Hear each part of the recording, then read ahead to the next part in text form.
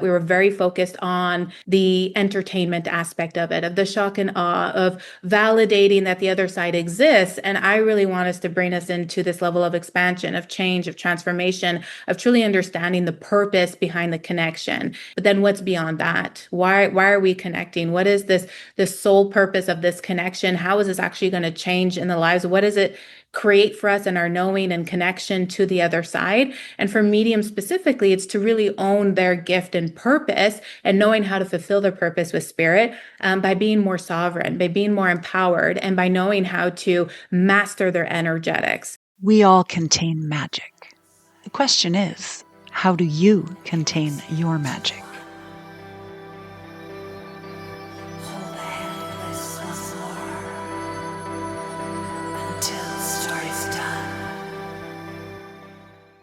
I'm your host, Sonia Bayo.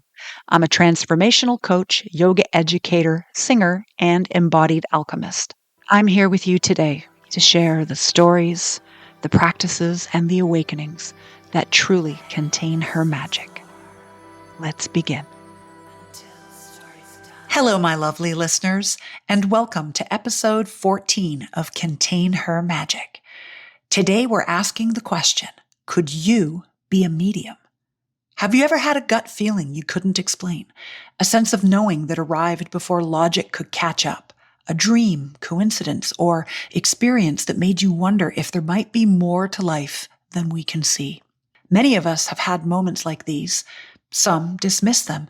Others become curious enough to explore them more deeply. Today's guest is Ceejay Amanda, a psychic medium, spiritual mentor, and founder of the Consciousness Academy. Through her teachings, mentorship, private sessions, and development programs, she helps people gain a greater clarity, confidence, and understanding of their connection with the unseen world. What intrigued me about Ceejay is that while her work touches on mediumship and psychic development, much of what she teaches is rooted in self-trust, discernment, sovereignty, and developing a deeper connection with your own soul and inner knowing. In this conversation, we explore the differences between intuition, psychic ability, and mediumship, Ceejay's personal journey into this work, and some of the bigger questions around consciousness, spirit, and the unseen aspects of life. We also talk about soul truth, energetic boundaries, self-authority, and what it means to remain grounded while staying open to life's mysteries. Whether you're deeply immersed in spiritual work, cautiously curious, or simply interested in trusting yourself more deeply, I think you'll find something thought-provoking in this conversation. Hi, Ceejay. Welcome to Contain Her Magic. Hi, thank you for having me. I'm excited to chat today. Well, I'm so very thrilled to have you with me and our listeners today. And I'd like to dive right in. So, for listeners who may be completely new to this world, how do you define mediumship? So, mediumship is a psychic connection. I like to put it under that psychic umbrella. Sometimes we are asking, what is the difference between psychic and mediumship? And psychic is being able to connect to energy that is outside of us, and mediumship is specifically connecting to spirits and spirit world. So, our departed loved ones, and kind of a different range of everything and in between that. So, being able to connect to that specific frequency of spirit world. Okay, so then you would consider it to be very different from intuition.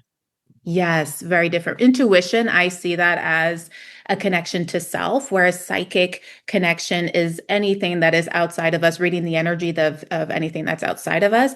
And intuition is tuning within and having that direct line to our soul. So I see that as using the same faculties in a way of that connection of receiving intel, but one is really for us and the other is really outside of ourselves. So intuition is that inner self connection and that direct line to our soul. That's how I would describe that.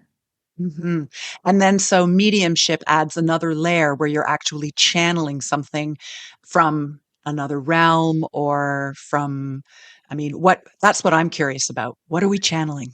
Can you describe that a little bit? Yeah, well, we're connecting to many things. We're connecting, namely, when people say mediumship, they tend to mean we're connecting to our departed loved ones, and it tends to stay within that box of connection. But the mediumship that I connect to really takes in also the bigger psychic landscape. So I utilize my connections to different realms and dimensions, to different beings, to really solidify that my connection and understand spirit world at another level. But if we were just to look at it in a basic sense, spirit, connecting to spirit tends to be our departed loved ones. But I'll connect to my spirit guides, my spirit team, which is not necessarily our departed loved ones. It'll be other type of beings and energies, other types of levels of consciousness that we're connecting to, using all of that to understand the work in mediumship a little bit deeper and really tune that into what we're doing with that and how is it serving us in our life. I don't know if I made that clearer or more complicated, but that's No, yeah. I think that does make it clearer, but it brings me to another question is that so you're able to do this, you know other people who do this. Are mediums born or can you develop this? So I believe that we all have this, we're all energetic beings. So we all have a certain level, a certain capacity to connect to it, connect to that giftings of our psychic connections, mediumships, what have you. But everyone is going to be experience this differently. Everyone is born with a different purpose. So it may not be, let's say the mechanic down my street may not be going in and using all of his psychic abilities, but if he wanted to develop it, he definitely could to a certain extent, to a certain level, because it's something that we all have access to. And then some of us, I also compare this to if we, like we can all run, but are we all going to become marathon runners? Are we all going to go to the Olympics? Maybe not necessarily. And so in that way, we all have access to it, but because of our purpose and what we're meant to be doing in this life, we're all meant to utilize it in a very, very different way. And then we also have our free will and how we choose and desire to connect to it. But it's definitely something that can be developed. And that's usually a misconception that we think very black and white about it, that it's either we have it or we don't, which is not the case. So what would clues be that you might be somebody who is more available to that kind of channeling? So everyone's, again, everyone's experience is going to be different, but it's when sometimes it could be something as simple as being very sensitive, being very, sometimes people would say, I'm an empath, or I feel a lot, or I don't know how to manage all these things. There just seems, and it might just always be with regards to people. Like we're not thinking about the other side. We're not thinking about spirits. We're just very sensitive to things, and we have this overload of information. Those are intels that we are very susceptible to the energetics that we live with. Sometimes it could be like, as myself, when I was younger, I couldn't fall asleep. I had insomnia. I really had difficulty, and it wasn't just a racing mind. It was this overwhelm of feeling like there was energetics around me. There are what we could call our gut intuition, where we just have a sense about something. And even if we didn't listen to it, we can look back in retrospect and said, I knew there was something there. There could be very evident ways in which it could come through, where for me later in life, that's when I had spirit coming in a very physical way, saying, hi, Hmm. I'm here. But that was because I was meant to live this very specific path and I was ignoring it. And so they said, okay, great, you're not listening. We're just going to come in a very physical way until you until you pay attention, because you need to be doing this. So, Yeah. but one could say, well, why didn't that happen when you were at this age or that age? Why did it come in then? Does that take away from how powerful you are in your abilities? So a lot of times we misconstrue this, or we put away things that are evident signs and synchronicities about how we're tuned in and tapped in, but we have this idea of what it must look like. So then we ignore what it is that's showing us that we are available to this work.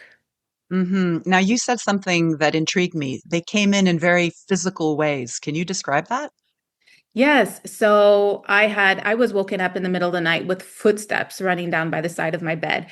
And I wasn't scared of it, because when you're in that state, when you're connected in, you're in this other type of awareness of what's going on around you. But when I thought back to it, if someone would tell me, like, you would be woken up by loud footsteps being, coming by the side of your bed, and you would feel the presence and you'd feel the warmth of like an energetic body next to you, conceptually that would freak me out.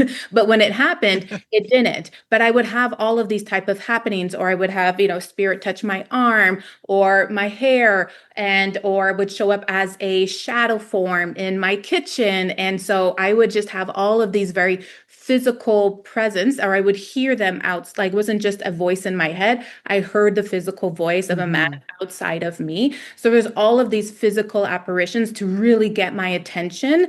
And then finally, when I would pay attention and was able to connect without it having to be through those physical apparitions, those type of connections or the physical aspect disappeared, because like, great, now she's paying attention, now she knows how to use it, we don't need to use all of this extra energy to manifest in the physical, now we can just have the streamlined connection with CJ. But it showed up in those ways so that I could pay attention, and that's how it kind of showed up when I was younger too. It was through physical manifestation, so it showed up again to say like, hey, get to work. Let's get into Mm. this. Well, what I relate to in that sense is more in my dream world. Hmm. So I've always had pretty vivid dreams, and I can definitely say that I feel as though I connect much more easily, and that I'm found in my dream world by spirits, I think, or energies that, for whatever reason, need to reach out to me. So that's what I can relate to in terms of physical manifestations. Once in my life, yeah, once in my life, I woke up from a dream and I saw an apparition. I don't remember the dream, but when I woke up, there was a baby floating in front of me, and it was sort of surrounded by blue. I remember the color blue. And then I remember looking at the clock. So I saw the time. It was 2:27. And then I looked back and it was still there.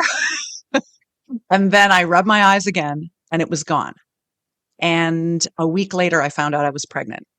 Oh, I love that. And But I don't know. I don't know if that qualifies as mediumship. But it's definitely something that marked me in terms of something I couldn't explain, but something that had some seriously tangible evidence of being meaningful. Right?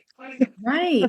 And sometimes we'll just that's where we tend to discredit things. We're like, well, those first experiences that I had, it was with departed loved ones, but people that I grew up with, very close friends, things of this nature. So I had it in my mind that, well, it's only because they were closer to me. I'm not actually a medium. I just had this experience like many can have, or sightings or things, or these kind of like a blip in the spheres of existence that we get access to, just like any other human. But that was just a coincidence, so to speak, to have those type of sightings or things, right? So we can say that that's what it is to reassure ourselves, or to, to make sense of the things, but it's not. It's either you have access, or you don't, in a way, right? Like, and it's not black and Mhm. white in that, but we tend to undervalue those connections, and that's so powerful, to have been able to connect to your baby before she. I don't know if it's a she or he. I was like, Gee, she. Okay, I yeah, said she. I was like, before she, I'm like, I'm taking that for granted. But yeah. before she came in. So that's where the beauty of it all is taking those experiences, saying, okay, that does exist for me. This is a world that I can connect to. I did experience that. And this is where we can try to, find logic to make sense of it all. But no, then you had the baby, like very physical, tangible things happened afterwards in your life that can Hmm.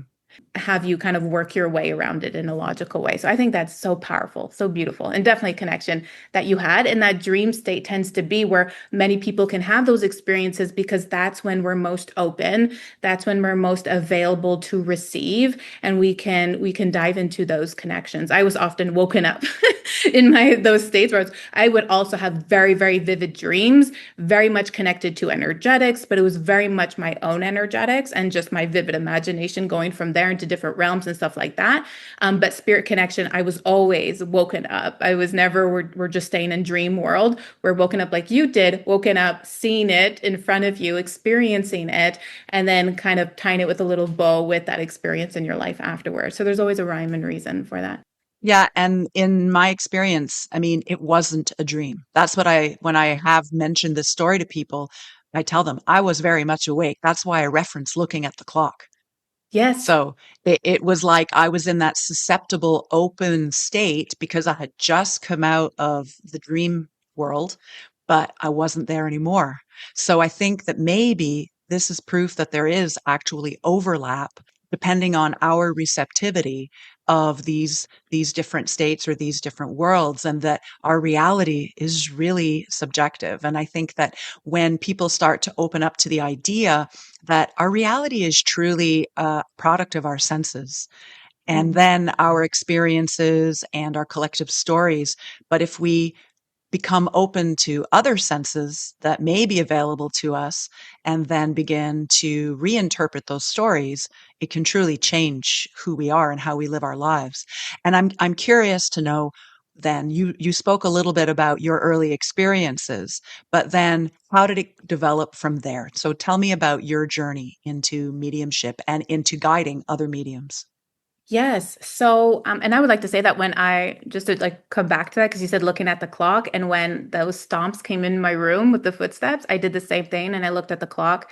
And the next day, the person called me saying that their loved one had passed away at that exact time. So, Mm.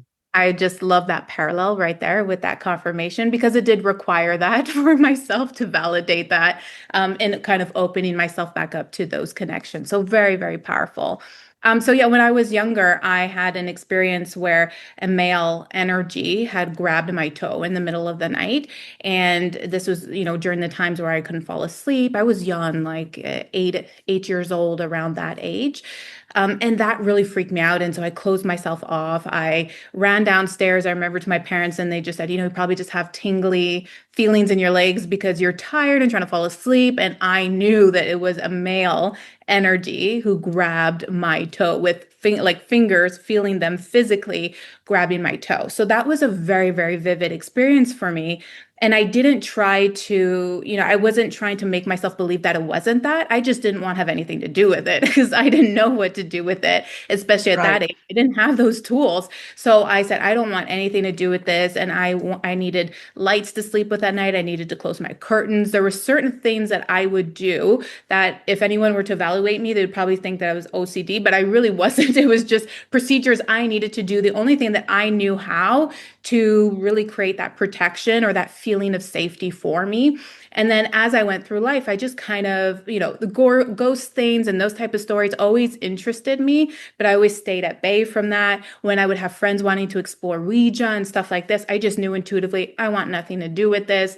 I don't want to deal with that. But also secretly always wanting, very curious about the other side. When I led into my career in management and helping large teams and stuff of that nature in terms of like their operations and really with the staff on a human level, that's where I really saw my gifts take off. But I never saw it as psychic. It was only in retrospect where people were asking me, well, how did you know that about that person? How did you know how to help them? How did you know this is what needed to shift within the leadership of this team, or that this is what was going on? And I'm like, I just know. Like, you just walk into a space and you know. So that was my gifts that just kept on coming in. And I always just chalked it up to, well, some people are great, let's say with numbers or whatever other type of specialty that they have. I'm really good with knowing people. I'm really good with knowing what's the right decision in a certain dynamic. And so in business and in management, that always played very, very well for me. And it's when I became a mother, that's where things kind of shifted for me because my heart just broke open. It just, they always talk about that, like having your heart live outside of yourself. I know it's a saying that was said, but then when I became a mom, I was experiencing so many things, and it wasn't postpartum, but I just knew something was off and I couldn't quite explain it. I said, well, maybe this is postpartum. Like, I don't know. It's my first time being a mom. But afterwards, I realized I was connecting to a past life and the traumas of a past life. So there's all of these things coming in, but not knowing or understanding how to interpret it. I kept on leaning into my curiosity around spirituality, personal development. That was just my natural curiosity and go to. And then one night I decided that I would intentionally sit down and connect, not knowing what I was doing at all. I said, whoever wants to come in, like basically come in. I do not recommend doing this, by the way, but whoever wants to come in, connect with me. And so I had an angel energy that came in. And then I had Richard. I had Richard that came in. I didn't know who he was, but that's where that loud, audible voice outside of me came in. And he would stay with me for 4 years on and off until I finally gave him the recognition or the acknowledgement of he's just purely came in to help me understand my gifts. So this is where all of these type of spirit experiences would come in. It wasn't every day, but it was enough to keep me aware and trying to understand this until finally I had different people within the online spheres, different mediums and psychics, because it's something that interests me, who wouldn't stop telling me, CJ, what are you doing? Why aren't you doing this work? Why aren't you doing? And I'm like, that's not me. Like, I love this. Yes, I'm intuitive. Yes, I know people, but I'm not that. I'm not a psychic. I'm not a medium. They're like, CJ, they're like, they would tell me that you're more gifted than me. You need to go do this. I will give you my platform. You try it out. You prove it to yourself. And that was really hard for me. I was like, are you kidding me? I'm just going to take my name and everything that I've built in my career and I'm just going to throw it online and test out this psychic thing. Who does that? I did that. So I did that. I knew intuitively that was something that I should do, even if it led me to a level of discomfort. But then I did, I think, around 30 readings, mini readings in like a 24-hour span. And all these things came in about people's loved ones, about people who they were working with, about things in their relationships, about timelines. It was just a big mishmash of everything. And so that's where my career kind of started with all of this. And I said, great, okay, well, I'm going to do this, but I'm not going to just do this haphazardly. I want to make sure I know what I'm connecting to. Amazing, this resonates. Amazing, this is what, this really lands with people, but I need to know that I understand what's going on the other side, what I'm connecting to, that I'm sure of it, that I have the confidence and trust, because integrity means everything to me. And I want to have the discernment to know the difference of all of this stuff. So that led me into my own study of the mastery of the energetics. I also acquired a mentor who was on the same wavelength as me, because it was really hard for me to find a mentor who had the same minding as me, who was really concerned about discernment, where I just kept on getting things like, well, if you're high vibe or if you have good intentions, like you don't have to worry about those type of things. You don't have to know where the information comes from, as long as you have good vibes and intentions. And I was like, I don't believe that. Like, that doesn't land with me. I know we have to go deeper. And so I found my own mentor through that. And it led me into just this faster acceleration of owning my gifts, mastering the energetics in such a short amount of time. And then led me into mentoring others in the specific skill sets that I was really, really great at. So that's my whole journey in parallel of what I went through. Well, that's very, very well explained. But there's one detail that I'm dying to know, and I think our listeners are too. Yes. Was it Richard who was pulling your toe? It was not. No. It was not. No, this being that was pulling my toe was more like an entity level, like Hmm. discarnate of energy. So it was a low level being. It was something that was just there to mess with me because I was open to the energetics and I didn't know how to manage it. And when you're young and when you're just this beacon of light and when you hold a certain frequency that you're meant to be working within spirit world, you can call in these beings without really meaning to, because there's just not this understanding of boundaries. Richard Yeah. was actually somebody who knew somebody in my family.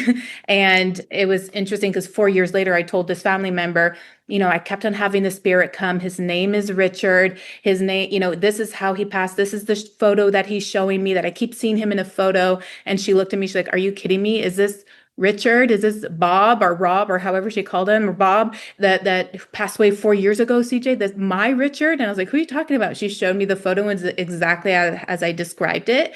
She's like, him? And I was like, oh my God. I'm like, 4 years. And I knew of his passing. I just didn't associate that to him, because I had his full name, Richard, and she would always call him Bob. And I just didn't connect the two because I was kept on shutting out the connection with him because he had a lower vibrational energy. He was still very integral. Like, he respected me. If I didn't want to connect to him, no problem. But he held a heavier energy. And so I immediately, when I sensed that, I didn't want anything to do with that. And so I kept on blocking him out instead of just finally I was on a call with my mentor and she's like, you do know that you have a man behind you. And I was like, yeah, it's Richard. She's like, okay, well, did you talk to him? And I'm like, no, I don't want to. She's like, if you talk to him, you'll understand why he's there. So then finally I was like, okay, yes, I have to open myself up to this. And then I went forward. And then as soon as I connected to him, he left, because his sole purpose there in the connection with me was not to deliver messages for my family member or anything like that. It was really just to create an awareness for me of my gifts. So that was my connection to him. That's interesting. Now, it brings me back to this idea that when you were a kid, you didn't want to play Ouija. I didn't either. That Yeah. was one thing I remember my friends saying, "Oh, let's do this." And even from a young age, I was like, "Oh, no, no, we are not doing this. I am Mhm. not doing this. You can do it. I'm not part of this." I knew I had a healthy respect for it. I think because of some of the experiences I had already had. Mhm. And then that brings me to this idea as well of like lower level energies versus higher frequency beings. And I'm wondering, are they souls that are troubled, do you think, that need assistance and that's why they come to you? Or in your case, you said there was a mission to help you. So, how do you see these levels of entities? And after that, I have one other question that popped up in my head based on what you said. But go ahead and let our listeners know your insights regarding that. Yeah, it is a very fascinating to this is why discernment is so key because every soul has its place, right? We're always thinking, "Oh my gosh, if they're low level, we need to help them. We need to help them see the light." Sometimes those souls are there for a very specific purpose to help us expand our consciousness by the duality that they provide. And so they're not meant to change. They're meant to serve a specific purpose. There are other souls, there are other energies that are really or departed loved ones who may hold, or that we call them even like ghosts or things of this nature, who feel like they have stuck energy, things of this nature that do need assistance, that do desire that help. And we can discern this through the energetics when we know how to read the energy and we understand those things, then we can assist and help them. And so I have encountered many of these differences. And in some of them, okay, great, I can see them to be able to clear them. This is how I can assist this spirit specifically to help them with this level of healing. And I can work with spirit alone for that and help with that. And then there's others that it's not about helping them. It's more about they're coming in so that I can step into my power at a greater level. Not a power through force, but a power in recognition. Oh, great, they're showing me this level of energetics or duality so that I understand how to hold myself as a light, as someone who's stepping into my power. So everything has a purpose and it's not about good or bad. It's just understanding what the energy is and the purpose of it. It sounds like it's a parallel to regular living, to Yes. life with, I mean, we're talking about spirit, but I feel like in many ways, that's how it translates also with people, right? In your interactions with people on a daily level, knowing what they need, how they serve, what their purpose is. Sometimes the people that really get under your skin are the ones that are here to teach you something, you know? And then there are people who come to guide you, to lift you up. So I feel like the work doesn't really change. It's just the embodiment, whether you're in physical form or you're in spirit form. What I'd like to ask you though was you talked about discernment, and I think that that is huge in all practices when it comes to personal development, when it comes to our interactions in general with other humans and in how we interpret our life experiences. So discernment is key. And in yoga, when we start working with chakras, in my teaching, I was instructed to begin with Ajna chakra, which is the third eye, which is the center of discernment. It's also the place where you can get that intel. So I find that interesting. But what I'd like to ask you is, you've said many times when they come in, and then you determine their energy, what frequency they're at. Can you tell us a little bit more about how an entity comes in or a spirit comes in? Yeah, so they can come in. You can also call them in. That's also another thing. You can go explore and call in any energy and align to anything that you want. But a lot of the times, these types of experiences where we're wondering, well, why did that low level energy come in when I was 8? Why did Richard come in at this time, right? Like we're wondering, why do they come in and when do they come in? And a lot of this has to do with the work that you're meant to be doing and what your energy naturally aligns to. And when they come in, and when we want to understand the purpose of this, discernment is going to be key because it's understanding, well, what am I meant to be doing with this information? It's just like anything else in the psychic world, right? We can channel and receive so much beautiful wisdoms and intel, but if we don't know how that relates to our life in a very tangible way, what's the point of it? If we don't know how to embody it, if we don't understand what's the reference in it for us, then how do we really truly live and expand through that? So discernment is going to be so key in that when a spirit comes through, because it's not just discerning, okay, are they low vibrational or are they high vibrational? It's also understanding, well, what's the purpose of this interaction? So I'm looking at all of these spheres of energetics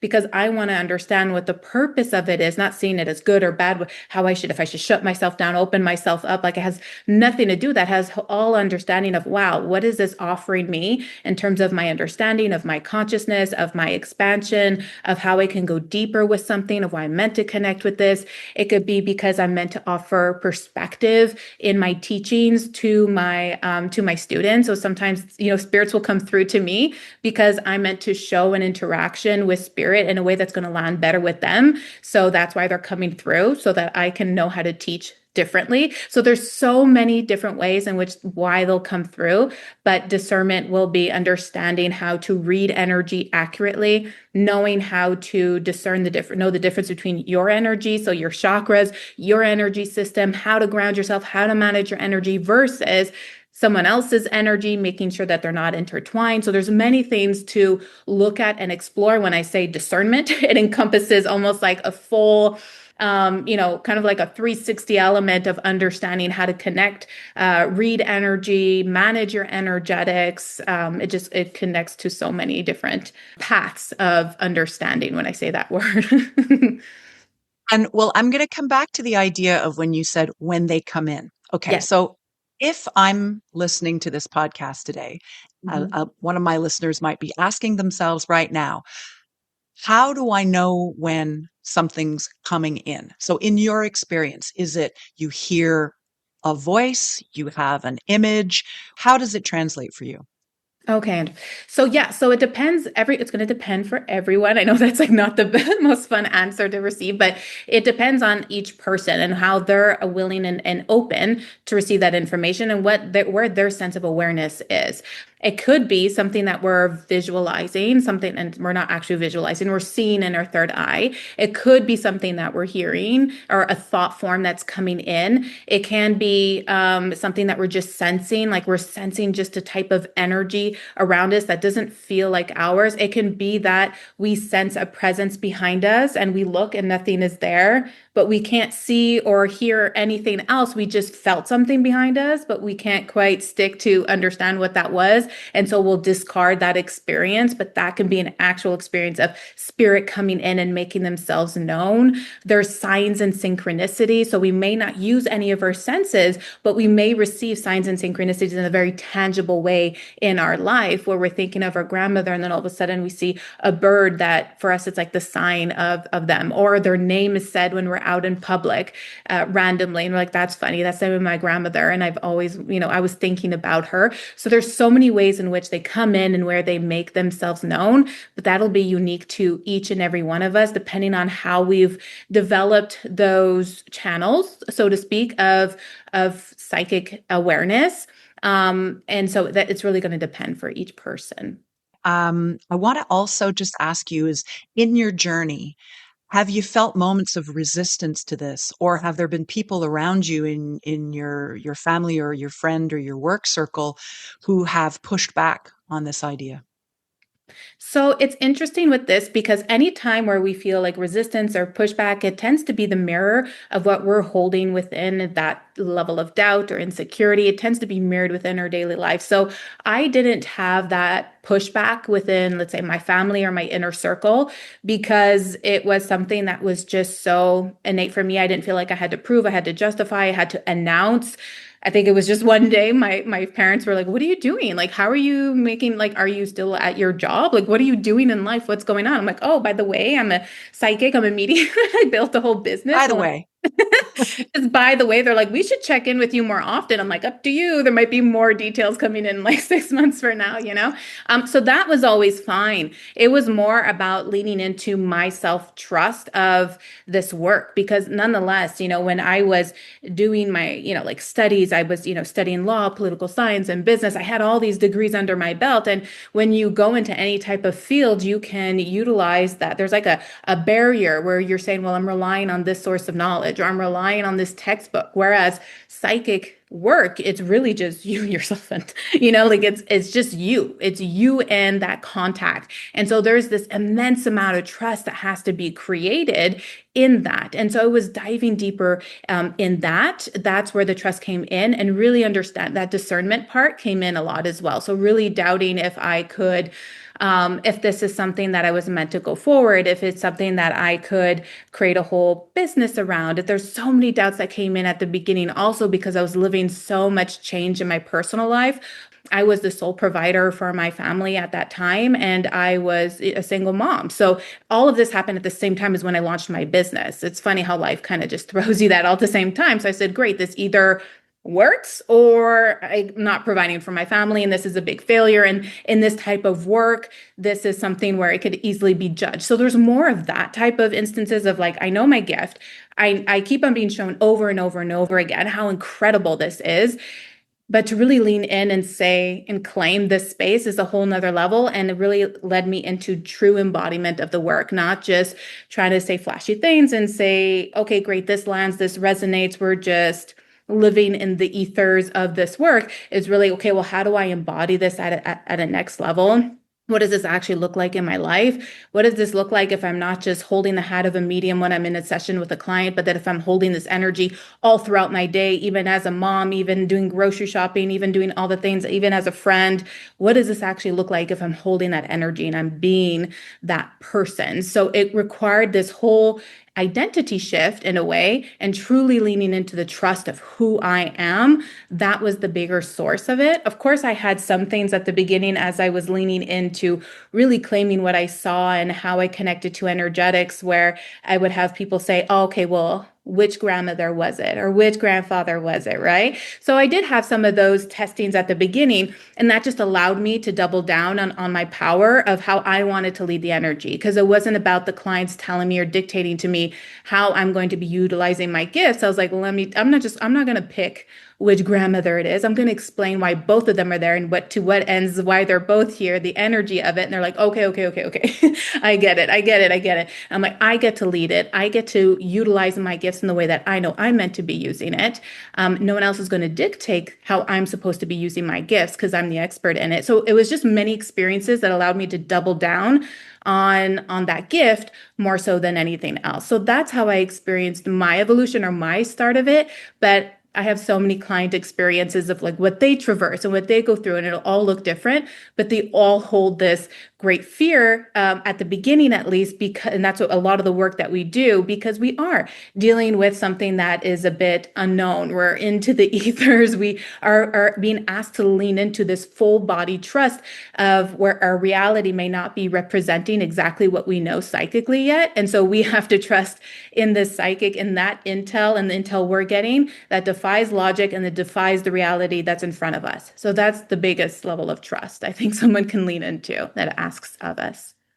That is a really, really good point, that it helps us to build trust in ourselves, because it's normal for people to want to challenge something that they can't prove, right? Mm-hmm. They'll want you to prove it to them in order for the belief to be there. But sometimes in life, you have to have a vision. You have to start with imagination, with a dream, because it doesn't exist yet, but it could. So I think that that translates into people who are trying to say manifest a certain reality, a certain life, achieve a certain goal. It begins with a thought. It begins with a frequency, and then you put action into it, and then you embody. I am the person who is this. I am the person who, wakes up in the morning and says, this is how I want to meet life. And so I see that in your work. I'm curious, you talked about working with clients. What, if any, examples can you give us of clients who have come to you and maybe had challenges in accepting what they were receiving, and how you worked them through that to help them to develop their gifts? Yeah, I'm like, which ones? They're so okay, I love this. I have one beautiful, beautiful lady who came to me and she is just brilliant. She was already connecting to spirits. She was also connecting to angelic energies. She was connecting to her guides. She was receiving a lot of intel, but it just felt very disorganized for her. And she didn't know why she was connecting to all these things. Or if she could even validate all those things. It was like there was just a flurry of information at the same time. She was questioning it all. And she also wanted to understand, like, am I a medium? Because I'm connecting to spirit, but I'm also connecting to other things. So there was a limitation that she was creating because she was constructing or creating a box of what things are supposed to be and how we're supposed to put that all into the box, and it wasn't fitting. And I said, okay, great. This is why you're so confused, because you see mediumship a certain way and you are not expanding that box, or you are limiting yourself, and so you're disregarding what's there and you feel like you have to choose, when instead of just thinking of your mediumship as being able to embrace all of those things. And so she has a very shamanic energy to her. She could do a lot of healing journeys. So she was connecting to a lot of spirits that were lower vibrational. And she was wondering, like, is there something wrong with me that I keep calling in lower vibrational beings? Does that mean that I'm low vibe? Like, it starts to make you question things. And I said, no. And being able to read the energetics, I can show her, no, she has this shamanic frequency that's innate to her. She's meant to be working with these, lower vibrational energies, and she's also connecting to these high vibrational guides and beings and angelic spheres, because she's meant to be like living and breathing this duality and bringing that into the world and understanding. So a lot of my clients, it's really making sense of all of the connections that they have and the frequencies that they're tuned into, and makes sense of why it's all coming in for them. Other times it's in my mediumship program, really having people understand to trust themselves and not just rely on the validation of what their clients are giving them. So that's also, especially with spirit, spirit communicates so differently. It's such a different frequency to connect to spirit than it is to connect to another being or something that's angelic, let's say, that has a very stable energy. Spirit, a lot like the human plane, the humans, we are very haphazard in the way that we communicate. And so is spirit. So spirit can come through and it can feel very, very clear. And then you could connect to another spirit and it feels all choppy and all over the place because they have their giftings too. So there's a lot of this in their journeys, understanding how spirit communicates and then also trusting in themselves. There's times where we get intel where for me, it was only validated 6 months later of what I was able to bring through. And they're like, that doesn't make sense. No, I don't understand why that's coming through. And so in that moment, I can say, okay, well, I must have read that wrong and totally become disempowered, or I can trust in my reading, trust what's being shown to me and just let it be. And then however it's meant to land, it's meant to land, right? So there's a lot of these teachings that people come to me really feeling insecure about what they're connecting to. They're like, am I in my mind? Or am I actually connecting to spirit? And so that's the trust that I'm ingraining in them so that they're not relying on anything outside of them. They're truly tuned in and tapped in and understand their gifts and to trust that. Okay.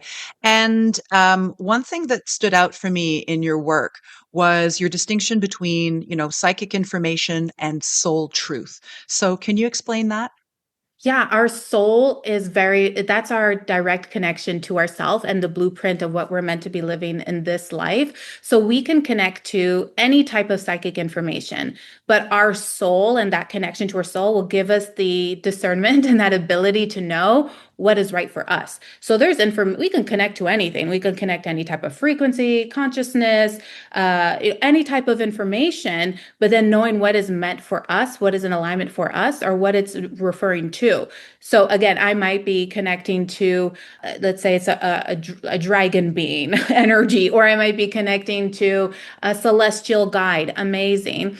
But then what information am I receiving? And then how does that actually relate to me in my life? What is the intel for? Sometimes it can be for somebody else. It can be for the collective. So it may not necessarily be what we need, but it can be understanding what the collective is needing right now. And so to understand all of those nuances in the energy is going to be really, really important. And what helps us with that discernment from the start is knowing us, is knowing our soul connection. That is the first line of discernment, is knowing our energy and that direct line to our soul. That's going to help us, guide us to know what's for us, what's not for us, but understand the purpose of it all. How do you help people understand their soul purpose? So I will tune in to the there's a lot of this embodiment work. So it's not, I don't want to just feed people information. I do a lot of the planting of the seed. So in a lot of my channeling signature sessions and stuff like that, I'll connect to their soul. I'll tell them the frequency that they have, just like that amazing lady who had a lot of that shamanic energy, makes sense of everything.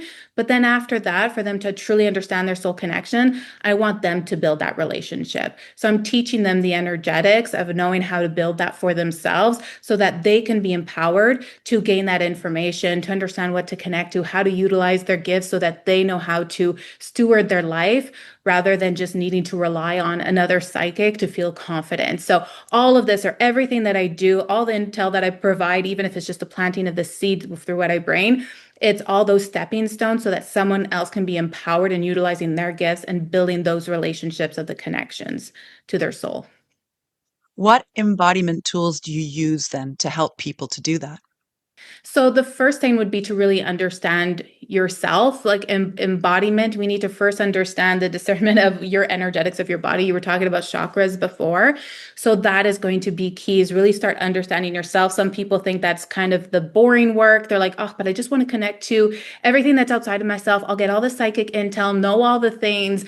But the thing is that you cannot absorb or take in or fully understand the power of the psychic intel without first understanding it yourself, understanding your energetic body. I mean, understanding your energy and how, where your limitations are, understanding and discerning between what is your mind, what are your emotions, what is your ego, how does your ego show up, what does it sound like, what is that relationship, what is that inner child. So understanding all of those aspects of ourself is going to be so important so that we can open up and start building the embodiment of that next level of expansion. So it's a lot of that inner work. That's where I bring people so that they can start embodying things on a new level and really taking those aligned actions. It's also not just sitting back and hoping that you'll be bestowed this beautiful divine wisdom. We all have access to it, but it's okay. What's that next aligned action? Sometimes it can be, I've been so I spoke to a client the other day where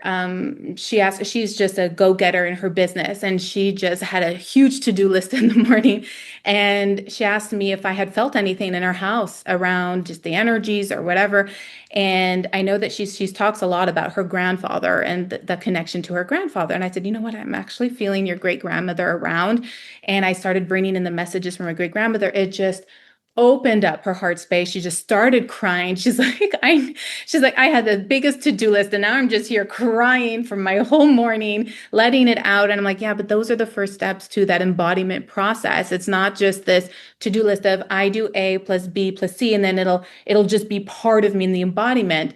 It means, what are we willing to let go of? How are we willing to understand ourselves? And then what are we actually shifting and leaning into? What are those aligned actions? And sometimes those aligned actions are just, is that release. Sometimes that aligned actions is feeling more.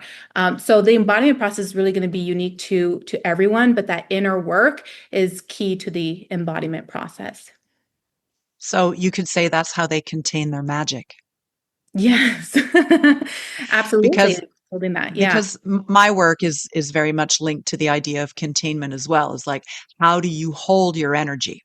Hmm. And in this case, it's, I believe, very similar. It's saying, what is it that you resonate with? And in order to know that, well, you need to know yourself. So it's a lot of this know thyself, which is not a new concept, but it helps then to create a home for this energy to receive the information and then to evolve through it. Because if all the doors and the windows are open, then the energy leaks out of that house. And I think that, as much as we want to have a flow and we want to have circulation, I believe that this idea of containment or of embodiment is where you, again, bring in discernment and say, I know myself well enough and I understand where I need to evolve, and I can see how what I'm receiving will help me to do that. Is that a nice parallel? Would you agree with that? 100%. Yeah. And it's even when, let's say in the spheres of this work, a lot of people talk even about protection, or how do I protect myself? How do I set up, like, have the tools to protect myself from ward off, nefarious beings or things of this nature, negative energy as they see it, or low vibrational energy? How do I protect myself? And so much of the work that I do is that once you embody that sense of empowerment within you, once you know thyself, once you know how to embody that discernment and just hold that energy, you don't need to set up all of those protections and rituals, because you just are that being and you are aligning to that frequency of that inner power. Not to say like I will show my mediums how to set up an energetic grids and set up, bubbles and stuff like that, and protect their energy, to clean their energy. Like I will show them how to do that energetic maintenance. But in the process of that, we are very much aware that we are doing this with the aim of not relying on those as being the end all be all. We are looking for, like you say, the containment of that magic, of really holding that power within and not having it leak out everywhere. So that's the true beauty of this energetic work, and realizing what it actually provides us. Hmm. And you talked about, people needing or feeling as though they need protection. What about when they come to you wondering if what I'm feeling comes from me, or if what I'm feeling comes from someone or something else? Like, how much do people's fears and anxieties and preconceived notions come into play in this kind of work? Yeah, there's a lot of mixing of energies here, where some people can feel something very viscerally, but it is just a projection of that shadow work within them, that they are conceiving it to be, they think it's a being or a spirit. And so they will come to me to understand, is it a being? Is it just, am I just making it up? What am I actually experiencing? And so I can confirm that for them and explain all of that to them and see where it's coming from. But then also, this is where I lead in the work, and why it's so important to understand yourself, because the more that you are absolutely in tune to what your shadows feel like, or what, how the victim energy manifests, or how your ego comes about, then you know that, its frequency, what it feels like. So you know that it's not a spirit, or you know how to make the difference between the two. I would have certain clients in my mediumship program who said, CJ, oh my gosh, I had this intense dream and I saw this spirit. And they went on and on about it. And I said, girl, that's not a spirit. That is your solar plexus. And you are pulling through really intense energy. And it feels so real and visceral because it's part of you.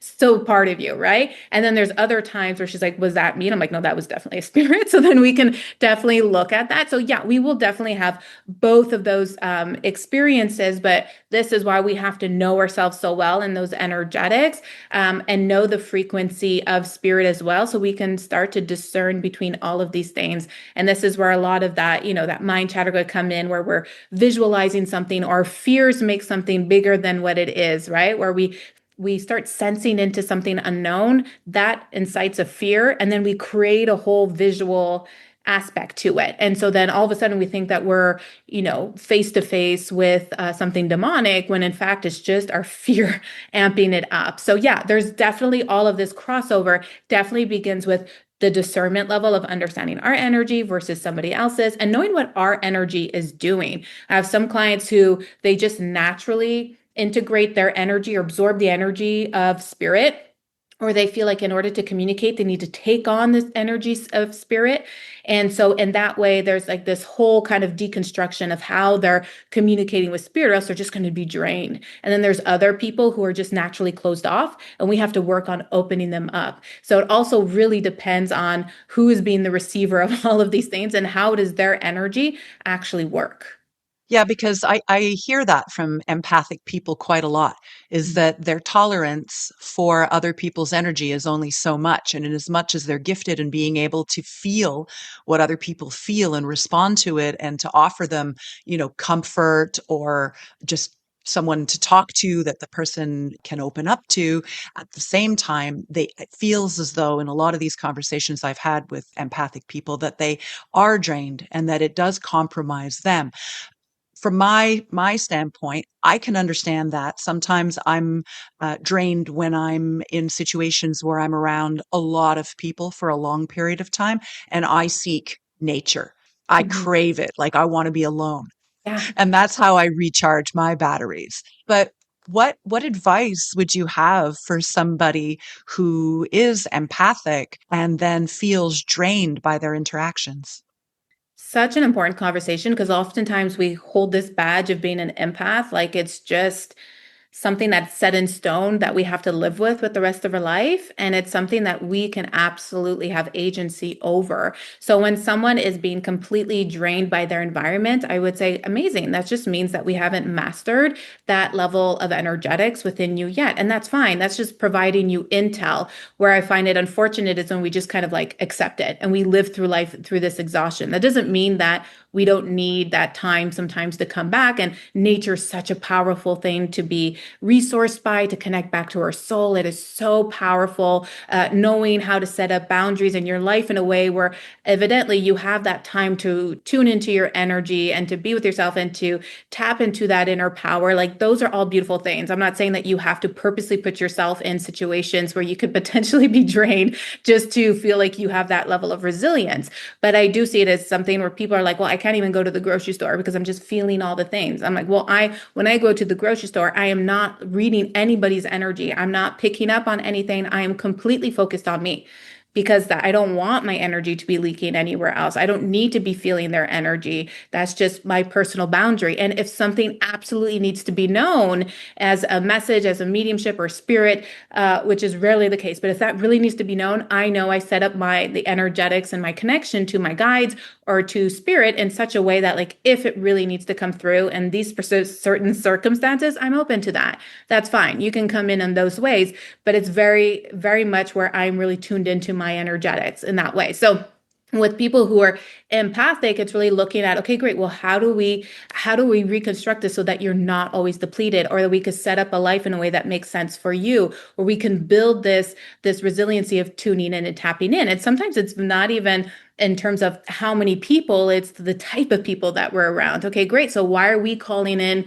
those type of people? It's going to be very, very specific of why it's coming in. The ways in which I get drained is always my own self. Like I am so exhausted when I put pressure on myself, when I feel like, I need to hit a certain standard, I'm leaning into my perfectionism. These are all things that I'm creating. But when I tune into that, like that will bring me so much exhaustion, more so than the actual work of connecting to a spirit, because my boundaries are clear with that. But I would have my growth was very much in my own pressure that I put on myself and my perfectionism. And so anytime that I felt like I had to perform, that resistance and that inner battle would just drain me. Perfect. I know myself. I know what I need to work on. And then there were certain people that I would really be drained around because I, within me, leaned into a certain level of people pleaser. Okay, great. What do I need to understand about myself? How do I help myself grow from that? So it's not that someone is just like completely shielded from that and is mastered. The mastery comes through that self-recognition of why we're leaking our energy in certain situations over another. Why are we giving our power away? Because being empathic is not just feeling. I can feel all the things psychically, but I'm not drained from it because I'm not taking it on. So there's a huge difference between feeling something and taking it on. And it's the taking it on part that's actually draining you. So that's where we want to investigate more and see, okay, what's my specific flare of connection? What's my specific flare of giving away my power? What am I doing? When am I doing this? What the whys, like really looking at that, because it's something that can actually be built in having a different level of resiliency. And also sometimes people don't want to expand from that because they have this idea that if I'm not feeling all of this, if I'm not taking it on, I'm not a real healer, or I'm not a real psychic, or they feel like they have to take it on to feel justified in their status of being spiritual. And so there's a lot of things that need to be constructed around that, but it's finding the specific flair of what's going on within the energetics. So I think again, we're coming back to containment, but in the form of boundaries and understanding what those boundaries are for you. And it will inevitably make you more resilient and more effective. And it's better for you energetically as well. So you hold your energy in a way that's healthy for you, which then allows you to be healthy and helpful for other people. And that also brings me to something that I feel like is coming up quite a bit is when you're speaking, you're saying a lot about how you will show people how to hold their energy, what it's all about, and guide them in that way. And you said also that you had a mentor on your path. So I feel like this is an area where it's very important to have a guide or to have a mentor. What are your thoughts? Yeah, I think mentorship is so powerful, especially when you can align with someone who has that same intention or objective of leaning into the highest good. And for me, it was a lot about that discernment piece. So when I found someone who was very high level in the discernment and could really expand in the range of what I was exploring within the psychic realm, that was really important to me. And so when I mentor others, it's very much that same thing where I'm constantly doing the embodiment work. I'm constantly expanding myself, pushing myself to the next edge, not because it's like this treacherous thing that I always have to be doing or healing, but it's because I realize that what this work is, it's never ending. It's something I could always expand into. And the more that I expand and open new doors and see new things and create new awarenesses in my consciousness, the more that I can offer that depth to my clients as well, to extend them, to push them into those new spheres to explore. So it's just this ever evolving thing that we really get to lean into. And the more that, my clients they're doing this not just so that they're not exhausted, they're doing this not just so that they're holding good standards and boundaries, but it's because when we're also very clear with the energetics, we get to channel with that much more clarity and accuracy. We get to connect to different level beings and have different perspectives on how we're connecting to that energy. We could understand things that with the nuance that wasn't there before. So it's not just in terms of energy maintenance, but it's also in about what we're able to access and create in those connections. So it's a very powerful thing. And we are also living a human life. Like we can really be derailed off in so many ways and spheres. I was going through so many changes, like I said, in my personal life that required me on many levels and spheres to step into my power in new ways, in ways that I wasn't holding before. So it required a lot for me to have that support, and that guidance was so powerful. The amount of times that I will repeat things to my clients, not because they're not listening or because they're not doing work on it, but because they're not ready to receive the information and they're hearing it at new levels once they're doing the work. So having that constant support and mentorship throughout, so that they can continue to lean into their gifts and lead themselves in a very powerful way, you just expedite everything. When I look at like everything that I've accomplished in such a short amount of time, there's things where I would say, well, that person, I looked up to them, and now I'm just in spheres that they've never explored before, not in terms of like superiority or anything like that, but I just recognize, wow, when we really tune in and we're really given that guidance and that mentorship that we need, everything just expedites. Energy doesn't, and timelines don't have to be static. Things can just happen so rapidly when we're tuned in, we're connected, and all those levels. So I feel like you're teaching people to become more sovereign. Is that one of your goals in your mentorship program? Absolutely. I don't want someone to rely on me. I want us to be able to grow more. And the more that I grow, it pushes me to lead myself in new ways so that I can show them what's possible for them in their next step in their next journey. But not but because they need to rely on me for that next step, but because it's, oh, great, now I can show you at new depths, at new levels in which you can tune into your own power and tap into new levels of your psychic ability. So yes, I want them to be sovereign. I want them to be able to lead themselves. I don't want them to feel lost and that they need me. I want them to feel empowered and excited to explore more things with me and to see new levels that they can achieve. So that's the power of the mentorship. It's not a dependence. It's this new level of exploration that they can continue to go deeper and deeper and have this partnership in essence with me. And you said with that evolution, sometimes you can accelerate timelines. Can you talk to us a little bit more about that? Maybe for people who aren't so familiar with the idea of timelines and manifesting and the choices that you make in your life and how you approach them. But I'd like to hear how you interpret timelines. Yeah, so timelines is another psychic frequency that we could tune into and explore. But overall, there's things based on our soul, there's things that are fated in our life, and then there's things that can happen based on our free will and what we're meant to be experiencing. So I always give the example of, because I've had two distinct clients both looking for the same thing, and the way in which it manifested in their life was absolutely different because of what was meant to happen and the way that it was destined to happen. So I had two different clients, wanting so bad to get pregnant. And one of them, she said to me, CJ, I think, I really want a second child. I just don't think it's possible for me. I'm just going to give up. And it was in July, I believe, that she told me that. And I heard April. So I said, listen, can you just wait until April? If after April doesn't work, just let it go. Like, it's fine. I'll give you the permission slip if you want, like joking around, that you can just give up on it. But can you wait till April? She's like, yeah, okay, I'll wait until April. 2 months later, she called me. She's like, CJ, I'm pregnant. I'm due in April. I'm like, I knew it. So it was so beautiful. There's some things that are just absolutely anchored, and there just needed a little bit of shift within her energetics to really own and let go and surrender to the possible timeline that was ready for her. And I saw the soul ready for her. There was another client that also really desired to have a child, but I saw in the timelines that it wasn't fixed.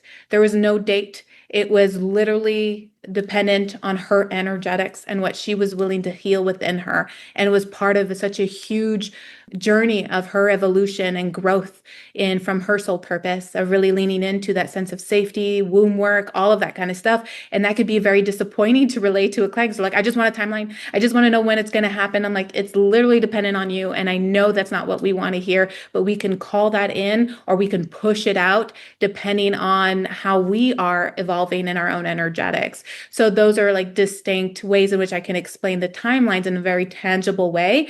But there's things that are fated for us. And then there's other things that when we look at a timeline, I can see even in my business, I'm like, great, I can see that this is available for me. What is it that I desire to call in faster? What would I have to do with my energetics to receive that faster? And if there's something that I want to ignore because it's too scary for me, then even if I see that trajectory and what's available for me, I can maybe push that out farther along because I am just not willing to lean in and do that work yet. And that's absolutely fine. So everything's around the energetics at the end of the day and just seeing the difference between what's fated and what's destined, so to speak. So what's within our free will to create. Yeah, well, that's where my thought is going now is how much of our soul purpose is destiny and how much of it is influenced by choice. So it'll really depend on the soul. It will depend. Some souls, they have a lot of fated events in their life, and that's just how their soul blueprint is made. I know that What does there's that mean? Fated. fated. So things that must happen, things and events that are already planned before you came into onto this earth. Your soul, as it was creating the blueprint of what your life should look like and what it is that you wanted to accomplish in this lifetime, there's going to be certain events and happenings that must happen, that will be triggered to happen, where the universe will collide and make it so that you experience these certain things and events. So those are the things that are going to be fated in your life. And there's some people who have a lot of fated things in their life, and there's others who may only have like one or two fated things, and the rest is just up to their free will, and they can create so much. So that's why it could be very frustrating, because some people who are living, very specific fated things in their life that their soul really wanted them to accomplish, they'll look at somebody else who's making, let's say, millions of dollars, and like, how can they just manifest like that? Like, that's so frustrating. They can just create what they will. They just have so much free will and manifesting how they want to do it, when they want to do it, just comes to them. Like, it was part of their blueprint and their design to have this level of frequency, let's say with money or with success. And they had so much free will in how they wanted to do that. Where someone else, their soul really desired them to accomplish certain things to be able to garner that abundance. And so everyone's blueprint is going to look absolutely different. And that's why it could be frustrating when we're comparing. We're like, gosh, they're just doing peace and love and they're getting all this money. And I am like, doing 10 times the amount of chakra work and meditation and alignment and purging and healing. And I feel like I'm like in a fraction of this, like what is going on? And so it's to see the bigger picture of your soul and what you're meant to be doing and aligning to those energetics. That's going to bring in that alignment so much more powerfully in your life. This brings up a few more interesting points. So it's what you're saying is that sometimes things seem to be fated, Mhm. like it's destiny, because your soul has chosen this before you incarnate. So you Yeah. inherently have the belief then that the soul chooses its incarnation and its life lessons and its growth, and that maybe it's just understanding that helps you to process it, helps you to accept it, and maybe that changes the energy around it. Would that be a fair statement? Absolutely, yes. And also on the other side of the coin is that some people think that things are fated when it's really just their continual resistance that keeps on manifesting very similar events in their life that they may or they may not like. So it could sometimes we just want to kind of justify our experiences and what we're experiencing, but it could be either way. There's certain things like, to give an example, I knew when I met the father of my kids that I had a soul contract with him. It was just something that was deep in my bones. I met him in another country, just happened to be the same place at the same time. And when I saw him, I said, that's the man of my life. Like, that's the one I'm supposed to meet. And before then, I was very like any other boyfriends that I had in the past. It was like, I don't want kids. I don't want, because I knew there was something that was missing and that it needed to happen in a certain way. And when I met the father of my kids, I just knew that was just something that was fated. There was reasons, and being in another country, we both didn't have our cell phones. Like, there were so many things where I could have just never seen this man again. But the world conspired, the universe conspired so that we would meet, and then we ended up, building a life together. So that was something that was absolutely fated. There's other things that happen in my life where it feels very profound, but when I look back at it, I'm like, well, I didn't need to experience that. That was just another layer of embodiment around a lesson I needed to understand about stepping into my power. And because I didn't really step into my power, in this instance, while we're going to continue to align to things that are bringing that in until you really understand what you're meant to be stepping into and the energy you're meant to be holding. So there's two things that feel very powerful, but have a distinct frequency of them. One was fated. The other one I definitely could have avoided had I done other things or made other decisions in my life. I feel that choice is very powerful. I Mhm. talk a lot about that. We all have the power to choose. And I just was wondering for you, how does choice come into the picture when you talk about soul purpose and things that are fated? I mean, what level of ability do we have to change the course of destiny or of our, maybe not soul purpose, but of the events of our lives? Yeah. Well, this is why I think that soul connection is so powerful, because then instead of just getting the whiplash of response from the world from all the decisions that we're making, it's understanding. This is where we talk about, it's a very, a thing that we hear a lot in the spiritual community, but those aligned actions. And so we say aligned actions all the time, but then sometimes we're saying it's an aligned action because it feels good. It feels fun. It feels, but that's maybe our ego getting excited because something feels fun because it's fulfilling something within us that is not fully fulfilled. And so we may experience this in many different ways. But I know that my choices, when it's aligned to my soul purpose, when it's aligned to that soul direction, it always just falls into place so naturally for me. So yes, I have that free will to make the choice. And it's not like, well, yeah, you have the free will, but if you choose option A, it won't be good. If you choose option B, it'll be great. Like, where's your choice in this? But you do have that ability to align at a deeper level. And that's why I was talking about timelines before, like I can look at what's available to me and I can say, great, if I want something that's like so aligned, that's so divine, that's connected to source, that is high level, like what would be required within that? And I could take an aligned action towards that. So there's so much power within this choice. And we can decide to accelerate that, or we could decide not to. There's a lot of power in that choice. And I think it can be quite deceiving when people are leaning into that perfectionism where they don't take any choice because they feel like, what if it's not the right one? What if it's not aligned to my soul? What do I do? But I know that even if it's not fully aligned with my soul, I will be shown. And it's not about the shame around that. It's about, okay, great. I am shown that that's not what I was meant to understand by that. And now I get to deepen that communication with my soul and know myself that much more. Or even, let's say with my guides, I remember I had asking my guides, this is in my learning phase of really understanding how I was interpreting messages. And I got the message when I was asking about what I needed to know about my day. I got the message around money and something around my bank. And I was like, this is amazing. I'm going to make a sale today. And I made all this big idea of what it would mean. And then throughout the day, the bank called me because I needed to go rectify something. If not, it was going to cause trouble in my business. And so I was like, oh my gosh. So I went in and then I realized, oh my gosh, my guides, they were trying to tell me X, Y, and Z, but my human wanted it so much to mean something else that I misinterpreted it. So taking these aligned actions, but being very open to learning and to deepening that relationship. And it's not black and white in that way. So this is just a continual effort of that alignment to self, to your soul, to the connections you're meant to have and learning through that and taking action. If we don't take action, we won't ever learn how to know how to deepen that or to embody that more.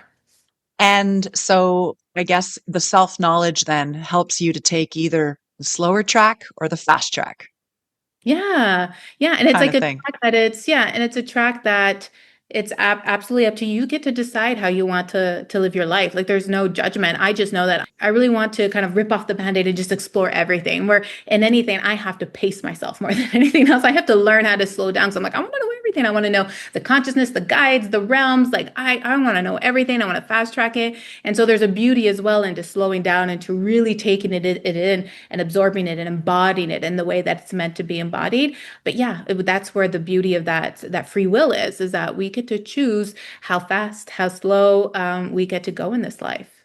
But inevitably, the soul will lead you to where you need to go. Yes, Okay. absolutely. So, CJ, your work emphasizes, mastery and leadership, integrity and sovereignty, as we've spoken about. Why are those themes so important to you? They're important because the only way that we can really embody this work is by knowing ourselves, is by really taking that self leadership seriously. And so if we're always relying on something that's external to us and or somebody else's expertise, we're never truly embodying that work. And so that's why it's so important to lead through that self-empowerment, or else we are never truly going to be taking in that the wisdom that we receive, the guidance that we receive. We're never really going to know how we are meant to be using that if we've never learned to connect to ourselves and truly understand that level of sovereignty. And so you speak about creating a new paradigm and evolving industry standards. What do you feel needs to change? In mediumship, this is why I deal with the whole psychic landscape. So I'm not really just limited to mediumship. In fact, I redefine mediumship as integrating all of those psychic spheres into the work so that we're not limited in any way. And in fact, we can expand it. But it's really going from what I was seeing within mediumship is that we were very focused on the entertainment aspect of it, of the shock and awe, of validating that the other side exists. And I really want us to bring us into this level of expansion, of change, of transformation, of truly understanding the purpose behind the connection. It's important to have those level of validations, absolutely. But then what's beyond that? Why are we connecting? What is this sole purpose of this connection? How is this actually going to change in the lives? What does it create for us in our knowing and connection to the other side? And for mediums specifically, it's to really own their gift and purpose and knowing how to fulfill their purpose with spirit by being more sovereign, by being more empowered, and by knowing how to master their energetics. So having agency over it, not just always being at the whim of spirit and what spirit wants, but really knowing how to lead the psychic landscape within the mediumship realm and knowing how to manage your own energetics and to master that. So that's really important for me as I show people how to see mediumship in a different way. Coming back to your practices, your tools, what kind of tools would you use to help somebody master their energetics? Like I could give you a couple of specific examples that come to mind for me. If somebody needs to be more open, how do you guide them? Or if somebody needs to be more grounded, what do you do?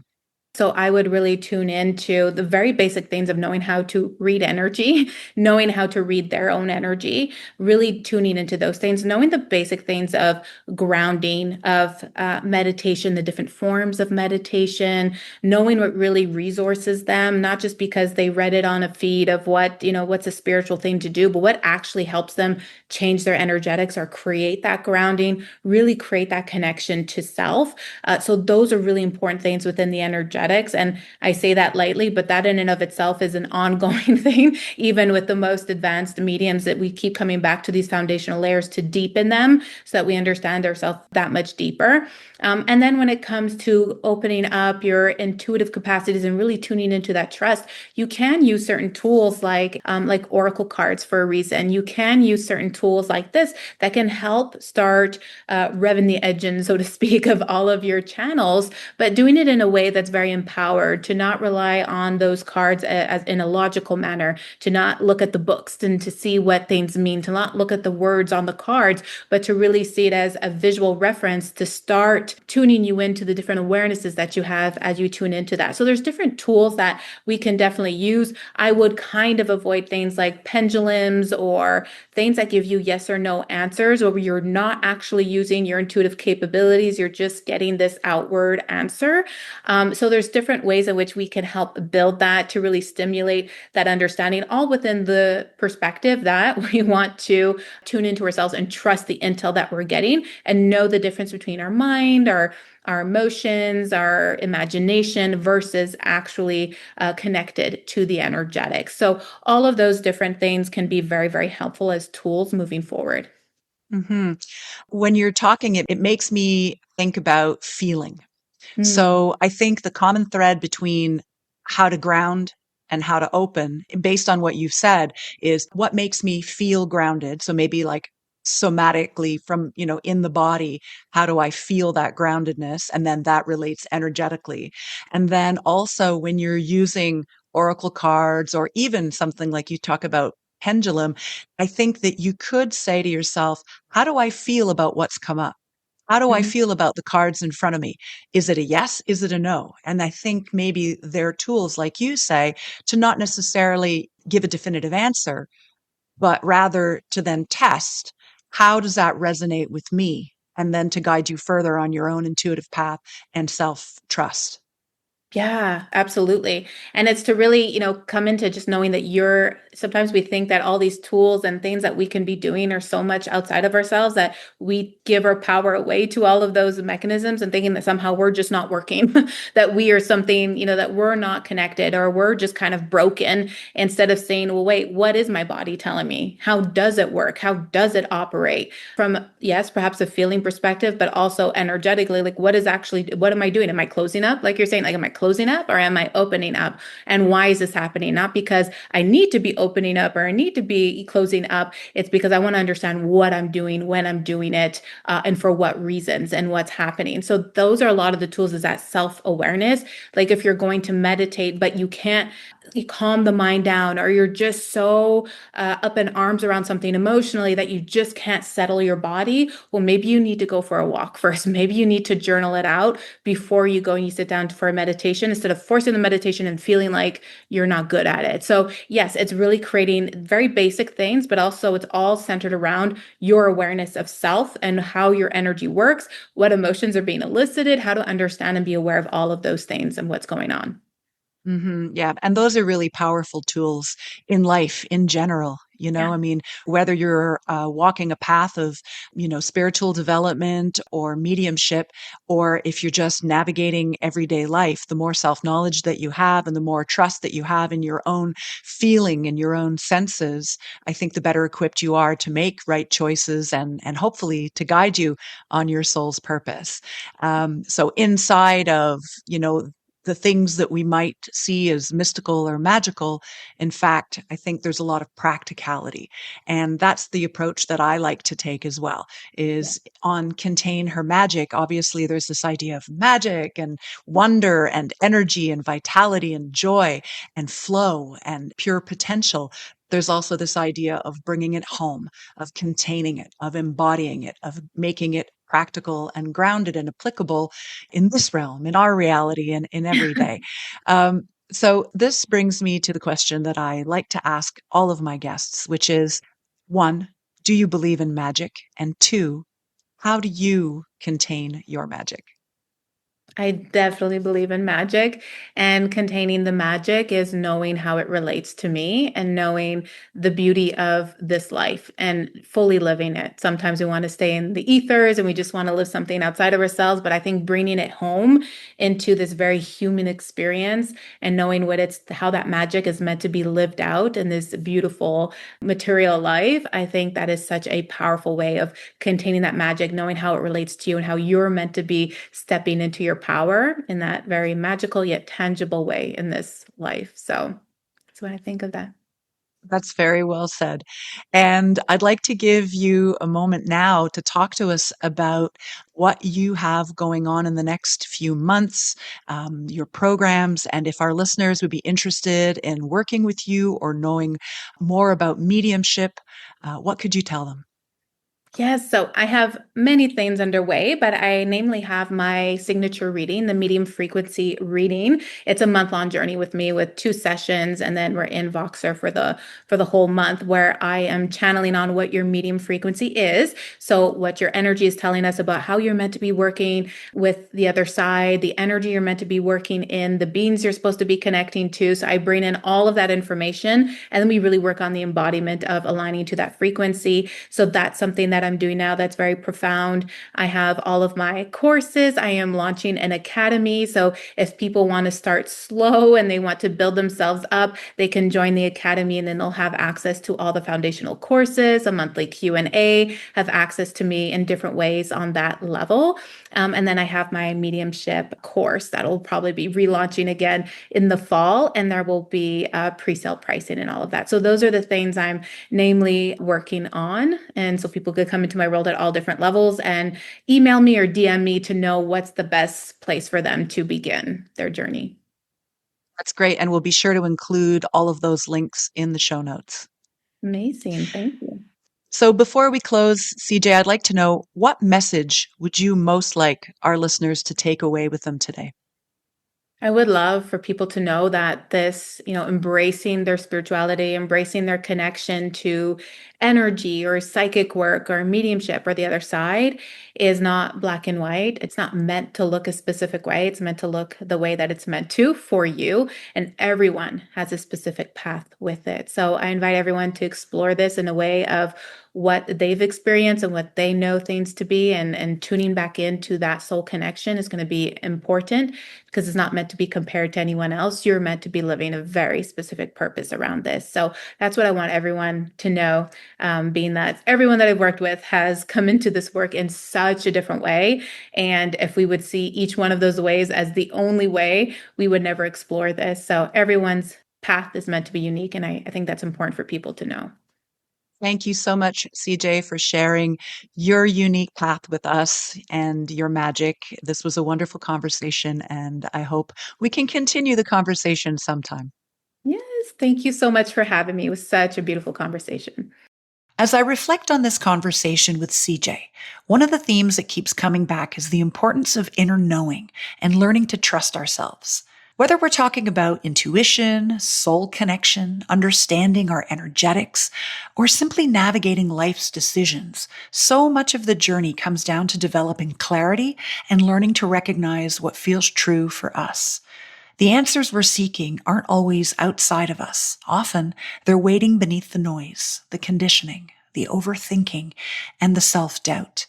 If today's conversation resonated with you and you'd like support reconnecting with your own inner wisdom, I'd love to invite you to explore my From Stuck to Clear mind-body coaching experience. Through a blend of embodiment practices, self-inquiry, and mind-body coaching tools, you'll learn how to move beyond mental overwhelm, reconnect with yourself, and access greater clarity, confidence, and trust in your own path. You can find all the details in the show notes. And if you enjoyed this episode, I'd be so grateful if you would take a moment to rate, review, and share the podcast. These simple actions help more people discover Contain Her Magic and support the growth of this community. And if you'd like to support the podcast in a more tangible way, you can also make a donation using the link in the show notes. Every contribution helps support the creation of future episodes and meaningful conversations like this one. Before we close, I'd like to invite you into a guided practice, one that will help you to trust your inner knowing. If you feel comfortable doing so, close your eyes now. Take in a nice deep breath and then breathe out slowly. So again, breathing in deeply and breathing out nice and easy, nice and slow. Feel yourself being supported by the chair that you're sitting in, or if you're lying down, the ground beneath you. Feel yourself supported and grounded. Feel the weight of your body being held. Allow your shoulders to soften, your jaw to relax. Allow yourself to settle. And now bring your mind to something that you've been seeking clarity about. A question, a decision, a longing, a next step. Hold it in your awareness. Now bring your attention inward, to your heart, to your belly, to those quieter places within you that often know before your mind does, and ask yourself, what do I already know that I haven't fully acknowledged? And then simply receive. Maybe you notice a sensation, a warmth, a softening, a flutter in your belly. Perhaps an image drifts into your awareness, a color, a memory, a symbol, a path. Maybe you hear a word, a phrase, or the voice of your own inner wisdom. Or perhaps a knowing settles into your awareness before your mind can even explain it. Take a breath and now ask, what am I being invited to pay attention to? Notice what draws your attention. Trust what comes up first. Notice what keeps returning, or what feels alive. What's asking to be seen? Take another nice deep breath in and out, and ask, what feels most true for me right now? Allow yourself to recognize what resonates, what feels expansive, what feels aligned, what feels like a yes. And finally, ask, if I trusted this knowing just a little more, what might become possible? Pause here. Let yourself sense into that possibility.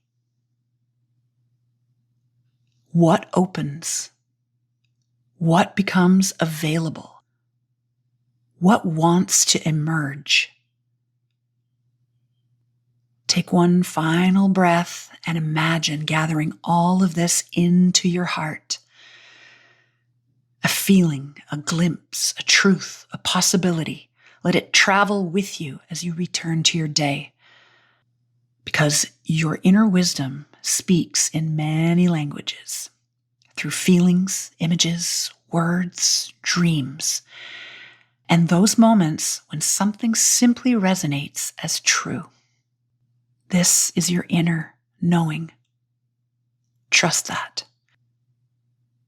So when you're ready, slowly, gently open your eyes and carry that knowing with you, trusting that what feels true deserves your attention. Well, my lovelies, I hope you feel uplifted and inspired. Remember, your fire is sacred. Hold it, nurture it, and let it light your path without burning out. And I hope that you'll join me for the next episode of Contain Her Magic, a sacred space to honor your path, discover your unique gifts, and to unapologetically embody your truth and your joy. I'm Sonia Bayo. Until next time, burn bright and hold on to your magic.